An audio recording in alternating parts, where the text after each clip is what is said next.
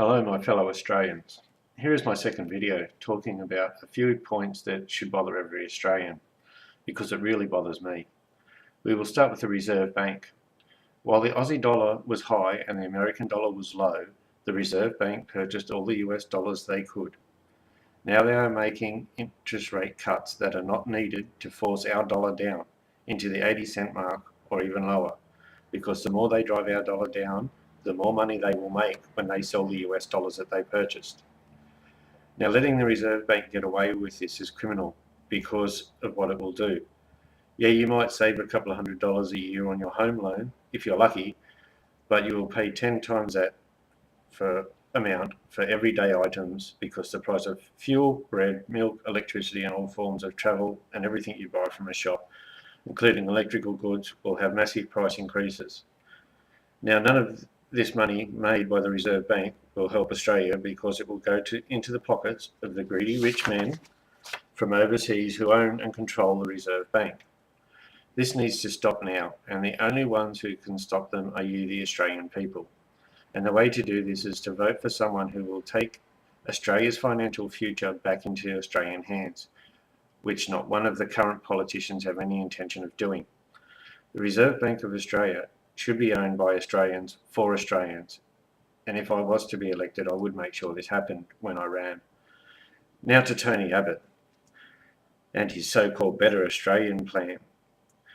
A better Australia for who, Tony? You and your rich mates, but not for hard-working, poorer Australians whose super you want to take a big slice of? Personally, I find it disgusting that you want to take 15% of people's super who earn under $37,000 a year, which are the people who can least afford to lose any super, as they will be lucky if they have enough to last them the rest of their life as it is. Now, it is okay for those people in that category that were born on or before 1948, because they will be able to claim an old age pension to help them survive. But those born after that date are, well, let's face it, they're in serious trouble. And that's if they can work the whole time until they're 65. With the way jobs are disappearing in this country, a lot of people might find themselves unemployed for long periods of time, and this will seriously decrease the amount of money in their super funds, which will force people to work till their 70s or even older, or they will run out of money and we will end up with a mass homeless situation, and the worst thing is they will be very elderly homeless people. Now, if that does not scare you, nothing will, because it terrifies me. And what scares me more is what else Tony Abbott really wants to do, because the last time we had a Liberal government in power was when the pension was cut off, and back then they had plans to stop other payments as well, like New Start. Cutting out New Start would save the country a large amount of money every year. I can't argue with that. But if you take people's money off them and they can't get a job, these people will have no choice but to turn to crime to try and live. Tony Abbott has suggested this before, and I fear he will implement it into his policies, and this will send our country spinning out of control. It would be no longer safe to walk anywhere, and my worst fear is you won't even be safe in your own home. You only have to think what a million people with no place to live, no food, and no hope will do. They will be after what you have, and the police will not be able to help you or do anything about the problem, because it will be too large. You will have no way to protect yourself from gun-wielding criminals at all, and due to our gun laws, obtaining a license for a gun that would be needed to protect yourself and your family properly is almost impossible to get, so that option is not open to most people. So there will be more than likely only two outcomes, which is you will either get robbed of everything you have that's worth anything, or they will just kill you and take everything. This could be the future for this country if Tony Abbott is let loose. And don't forget about Tony's work choices, because Tony will be putting that into place. He will try and tell you work choices is dead, but all he has done is remodeled it and given it a new name. And this will cause thousands of Aussies to lose their jobs, not create jobs like he claims. And on top of that, you'll be forced to work when you're told and how much you will be paid. What this means is an employer can work you like a dog for long hours and pay you pittance for it with no penalty rates at all. Tony says he has a lot of policies, but no one knows what most of them are, and the ones we do know about are not good for anyone. He will cut everything he can and raise taxes, But then, who knows with Tony? He's the master of backflips. You just don't know if he is saying one thing and yet planning to do the exact opposite and just telling what he thinks he wants you to hear to get him elected. But I know Tony is a phony, and this will be clear to most of you. If he gets in power, you will see it firsthand. I beg you all, please don't vote for a Third World Australia, because that's what a vote for Tony Abbott is. As for the Labor Party, they are better, but not much, because they still won't do for the Australian people what really needs to be done. The Julia and Kevin fight just keeps going and going, with no end in sight.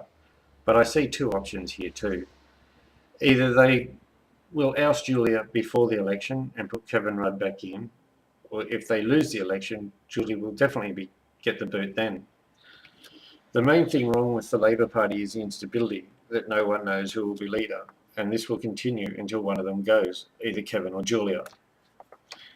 The other problem is they have their policies have some flaws in them, and the biggest one is the boat people problem, which I have an easy, simple fix to, which will stop the boats coming.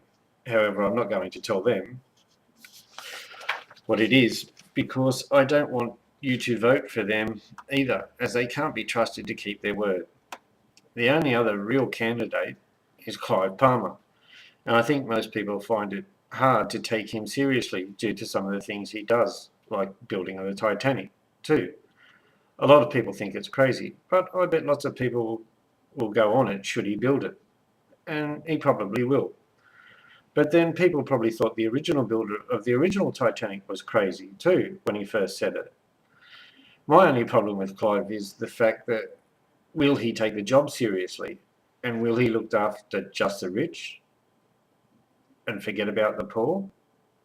Or will he actually look after the poor? I say vote for Clive at your own risk. Another thing that should bother everyone is the racism debate and how easy it is to be classed as a racist.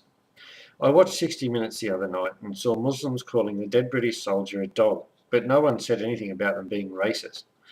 But if I called the Muslims a dog, I would be seen as a racist, and it seems to me that only white people can seem to be racist, or only what white people say is taken as racist, which in itself is racism.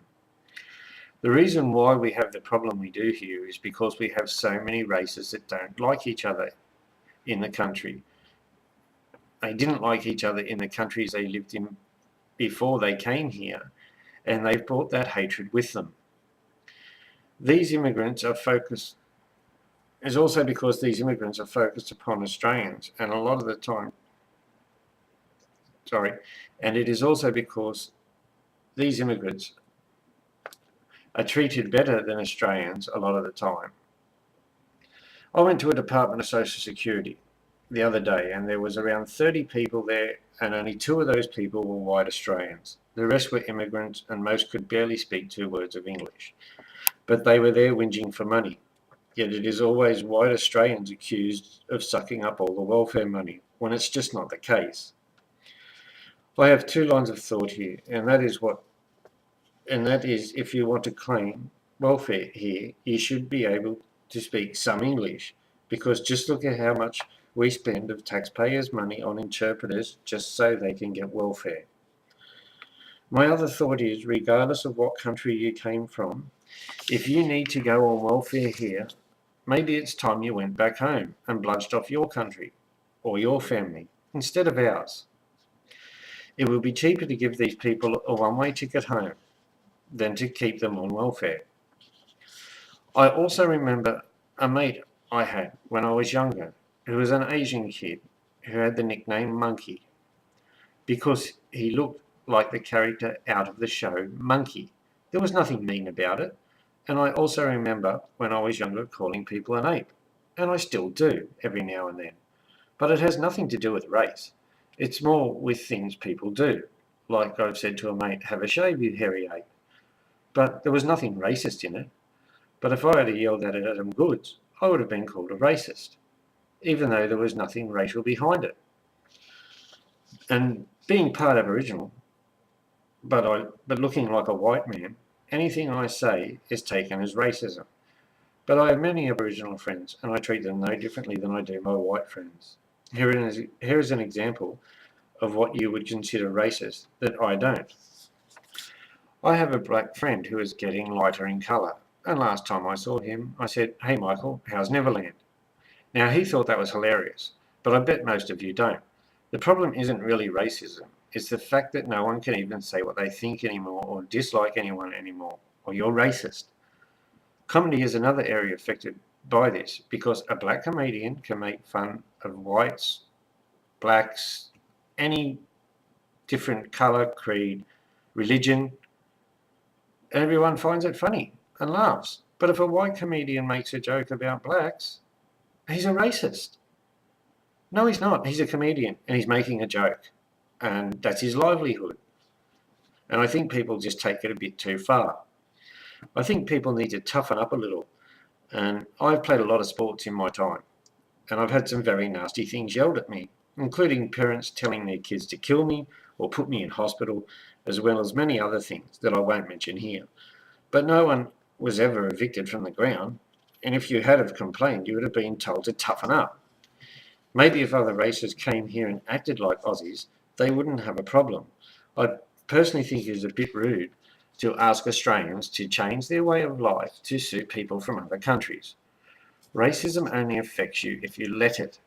Just brush it off and get on with your life. Because, after all, do you really care what someone you don't know and will never see again thinks of you? If you do, really, I think you need some help. As I said in my first video, I'll be honest with you and I'll tell you how I feel, because people will either like you or they won't. So you tell it how it is and see what happens. But I won't lie and be artificial like Julia and Tony just to get you to like me so I can fool you into voting for me. That's not how I work. I want you to vote for me when I run because you think I can do a better job, not because you like me and want to vote for me just because you like me. I want you to think my policies were good. Let's talk a little about your privacy, and we will start with this statement. You have none.